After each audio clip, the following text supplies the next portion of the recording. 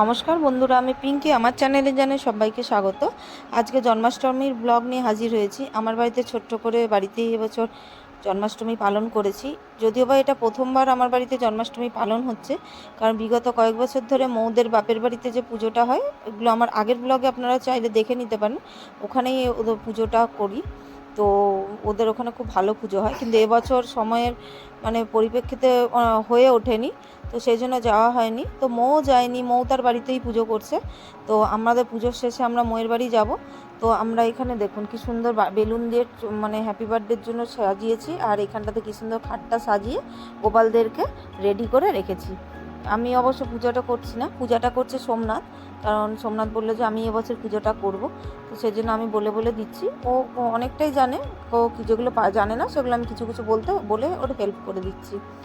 তো যাই হোক, তো আর এদিকে আমার মেয়েও বসে আছে এই যে ঘন্টাটা বাজাবে বলে। আর এদিকে সমস্ত কিছু রেডি করে নিয়েছি ঠাকুরের জন্য। আর এরপরে ঠাকুরকে বসিয়ে দেওয়া হলো। আমি একটা জায়গা হোম করার জায়গা নিয়েছি, কারণ আমার বড় জায়গায় তিনজন একসঙ্গে বসানো যাচ্ছিলাম, তাই জন্য এটাই আমার সুবিধা হয়েছে। এরপর পঞ্চামৃত দিয়ে স্নান করিয়ে নিচ্ছি। আর সাথে পানি শঙ্খ দিয়েই দিচ্ছি জলগুলো, যাতে ঠাকুরের গায়ে ঘটিতে হলে একদম ডাইরেক্ট না লাগে। তো পানি শঙ্খতেই অ্যাকচুয়ালি দিতে হয়। তো যেইটুকুটা জানি সেইটুকুটা দিয়েই ঠাকুরকে চেষ্টা করছি পুজোটা দেওয়ার। আর এদিকে সমস্ত কিছু তালের জিনিস এবং ঠাকুরকে যা যা ভোগে লাগে, যেমন কেকও নিয়ে এসেছি ঠাকুরের জন্য 3 রকম। সেটা এগলেস কেক যদিও বা। তো আর ফল রেখেছি, আর এদিকে ডাবের জল রেখেছি, আর চকলেট, ঠাকুরের গোপাল ঠাকুরের নাড়ু যা যা পছন্দ, মাখন, ক্ষীর, সমস্ত কিছুটাই রয়েছে। তালের বড়া থেকে শুরু করে সব কিছুটাই ঠাকুরের পছন্দ মতো রয়েছে। তো এরপরে আস্তে আস্তে পঞ্চামৃতর পর দুধ, দই, মধু আলাদা আলাদা করেও সোমনাথ আবার সব কিছু দিয়ে পুজো দিচ্ছে ঠাকুরকে। তো আর এরপর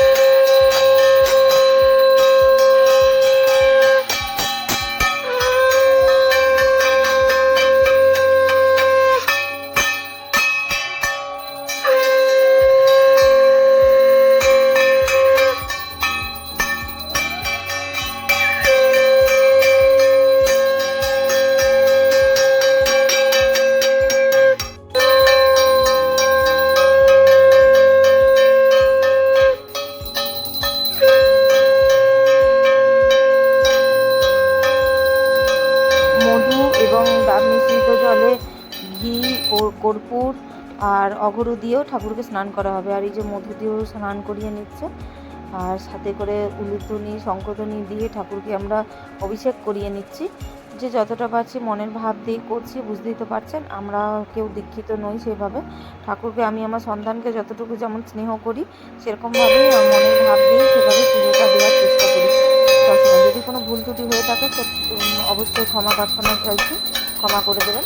আর এরপরে দেখবেন আমার ঠাকুরদেরকে এত সুন্দর লাগছে না, তো খুব সুন্দর লাগছে সত্যি কথা বলতে। আর এদিকে আমার মেয়ে শাঁখ বাজানোর চেষ্টা করেই যাচ্ছে, মাঝে মাঝে পারছে, মাঝে মাঝে বেচারি পারছে না। তো আমাকে বলছে হাতে ইশারায়, উলু দাও, তুমি উলু দাও। আমি কিন্তু উলুটা দিচ্ছি, কিন্তু ওর দিকে তাকিয়েও রয়েছে, ও কী করছে আমি শুধু সেটাই চেষ্টা করছি। আর মাঝে মাঝে ভুলে গেলেই তখন শুধু হাতটা নাড়াচ্ছে। তো যাই হোক, আমাদের অভিষেক পর্ব মোটামুটি শেষ হয়ে আসছে। এরপরে অভিষেক হয়ে গেলে তো ঠাকুরকে ভোজন দেওয়া হবে। তো ভিডিওটা পুরোটা প্রথম থেকে শেষ অবধি দেখুন।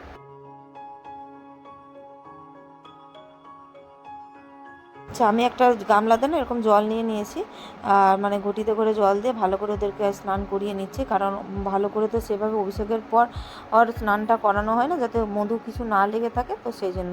এরপরে দেখুন আমার সোনাদেরকে সাজিয়ে নিয়েছি সুন্দর করে, নতুন বস্ত্র সব কিছু পরিধান করানো হয়েছে, আর এই যে ওদেরকে খেতে দেওয়া হয়েছে। তাহলে কেমন লাগছে বন্ধুরা, অতি অবশ্যই কমেন্টে জানাবেন আমার ঠাকুরদের কেমন লাগছে। যদি ভালো লেগে থাকে তাহলে অতি অবশ্যই লাইক করবেন, শেয়ার করবেন, সাবস্ক্রাইব করবেন। আর সত্যি কথা বলতে এত আমি ভিডিও ছাড়ছি, রিলস ছাড়ছি, তবু কিন্তু আপনারা কেউ সাবস্ক্রাইব করছেন না। তো প্লিজ প্লিজ চ্যানেলটা সাবস্ক্রাইব করুন।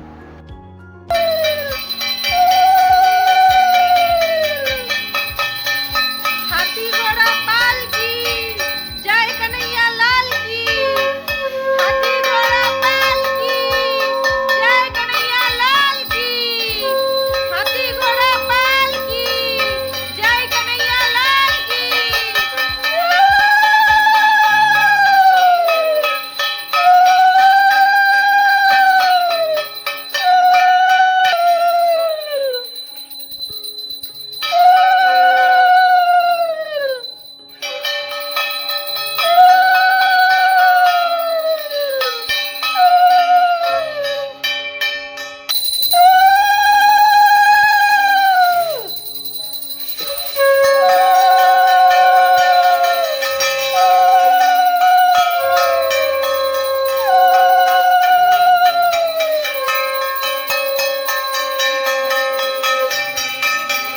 আরতি প্রায় শেষের দিকে। আরতি হয়ে যাওয়ার পর ঠাকুরকে কিছুক্ষণ বলবো ভোগ মানে ভোগ খেয়ে নেওয়ার জন্য। তো আমরা কিছুক্ষণ বাইরে বেরিয়ে যাবো, এসে তারপর আপনাদেরকে দেখাচ্ছি কেমন লাগছে আমার সোনা বাবাদের। এই দেখুন কেমন লাগছে, সবাই দেখুন।